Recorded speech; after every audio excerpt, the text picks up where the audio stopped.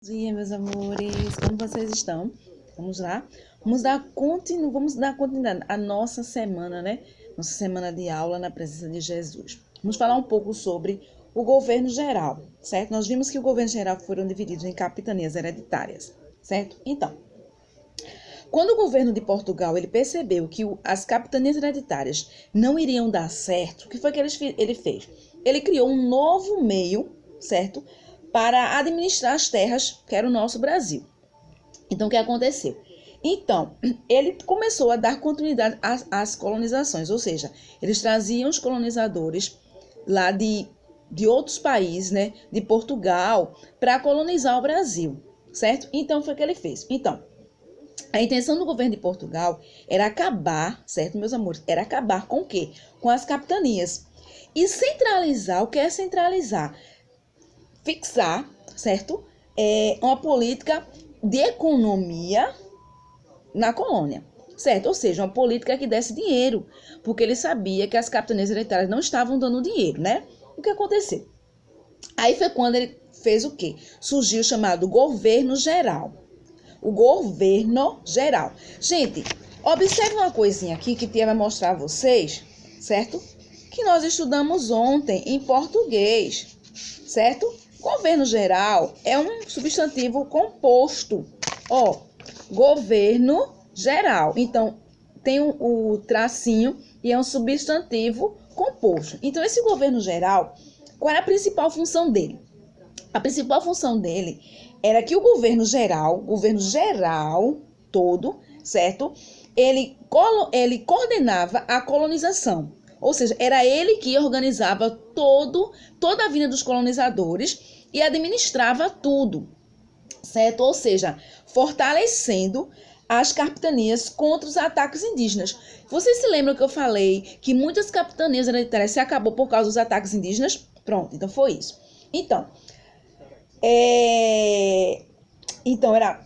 era fiscalizar o dinheiro, evitar os ataques dos índios, né? E apoiar também a produção da cana-de-açúcar, porque vocês sabem que naquele tempo que eu falei, desculpa, que a cana era o maior produtor que existia no Brasil, certo? Então a cana era o maior, era o auge da produção. E o que aconteceu? Então o rei ele passou a distribuir entre os funcionários reais as obrigações. Então, cada funcionário ele tem uma obrigação de fazer alguma coisa. Por exemplo, feito na escola. Na escola, cada funcionário tem uma obrigação. O professor de ensinar, o diretor, o secretário, o zelador, todo mundo tem uma função. E foi o que o rei de Portugal fez. Cada funcionário real, da realeza, né, ele tinha uma função, obrigação que somente era os de donatários, certo? Os donatários eram pessoas que tomavam conta daquelas partezinhas. Então, a gente vai falar aqui sobre três donatários importantes nessa produção. Então, a gente vai falar aqui sobre Tomé de Souza, certo? Tomé de Souza ele chegou no Brasil em 1549. Ele fundou a cidade de Salvador, onde foi a primeira capital do Brasil, certo? Incentivou a pecuária, ou seja, o desenvolvimento das lavouras na cana-de-açúcar, e ele também organizou expedições para ir para o interior em busca de metais preciosos. Ou seja, ele começou a fazer muitas coisas quando ele começou a tomar conta, que ele foi um dos donatários, certo? Então, ele fez o quê? Ele fundou a primeira capital, que foi Salvador. Ele chegou em 1549, certo? Fundou a primeira cidade, que foi Salvador, certo? Que foi em 1549. Quando assim que ele chegou, ele fundou logo a primeira capital. Depois ele incentivou o desenvolvimento da lavoura da cana-de-açúcar. Ou seja, ele começou a dizer, não, vamos desenvolver, vamos produzir para exportar. E também ele pegou, nesse tempo as expedições não iam além daquela fronteira. Então ele começou a dizer assim, a gente vai para dentro para buscar ouro, certo? Depois de Tomé de Souza, e outra pessoa também foi Duarte da Costa. Ele governou o Brasil, certo? As capitanias entre 1553 e 1558. Ele enfrentou os franceses que invadiram o Rio de Janeiro e fundou a colônia da França Antártida. Ou seja, ele, além dele permanecer muito tempo como donatário, ele também invadiu o Rio de Janeiro, quer dizer, invadiu não, ele enfrentou os franceses que queriam tomar o Brasil, né, no Rio de Janeiro, e também fundou a colônia francesa, né, da França Antártida. Já Mendes Sá, ele governou em 1558, quando Duarte da Costa saiu, Mendes Sá entrou, certo? 1558 a 1572. Ele praticou políticas violentas contra os indígenas, onde muitos indígenas morreram, e intensificou o tráfico africano escravizados para o Brasil. Ou seja, ele foi o mais perverso. Ele começou a maltratar os índios, onde milhares morreram, e ele também aconteceu que eles começou a incentivar que os portugueses trouxessem os escravos para o Brasil. Vê, enquanto dois deixou o Brasil balanceado, esse Mendes Sá, ele aproveitou e matou índios e, além de tudo, trouxe escravos para o Brasil. Que incentivou, né? Mas tudo bem, né? Tem que ter sempre um. E depois da morte de Mendes Sá, quando Mendes Sá morreu, o rei de Portugal resolveu dividir o Brasil em duas partes, certo? Para melhorar a arrecadação dos impostos, certo? Ele deixou as duas capitanias, que foram as duas mais que prosperaram e mais que deram dinheiro ao governo português, foi o do Rio de Janeiro e o de São Vicente, né? Que constantemente eram ameaçados pelos franceses. Ou seja, essas duas capitanias aqui, Rio de Janeiro e São Vicente, eles davam muito lucro ao rei de Portugal. Então, os franceses queriam muito começar a atacar. Eles estavam preparados, né? Eles ameaçavam sempre atacar essas duas capitanias aqui. Por quê? Porque eram as únicas que prosperaram e eram as únicas que estavam dando lucro ao rei de Portugal. Imaginem vocês. Se estava dando dinheiro, claro que eles queriam. Não. Um vai colocar para frente e vê os outros e toma.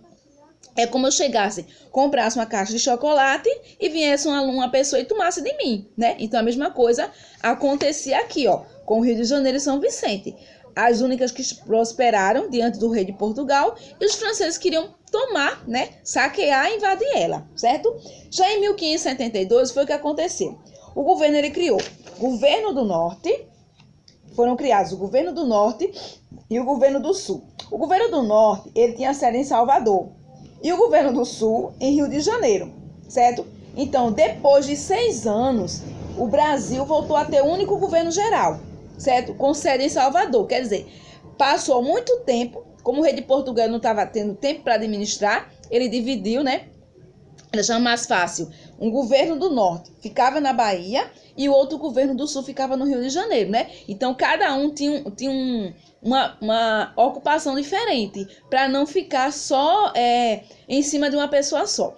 Aí, depois de 6 anos, depois de 1572, 6 anos depois, aí o Brasil, o governo de Portugal, ele fez o quê? Ele disse que ele deixou só uma sede só. Então, ele acabou com a sede do Rio de Janeiro e deixou só a de Salvador, certo? Então, o governo geral é isso. Foram divididos em 3 donatários, cada um tomou conta de uma parte, cada um teve uma função diferente, né? E mesmo assim, os franceses estavam querendo invadir, né, as duas capitanias que mais prosperaram, não é isso?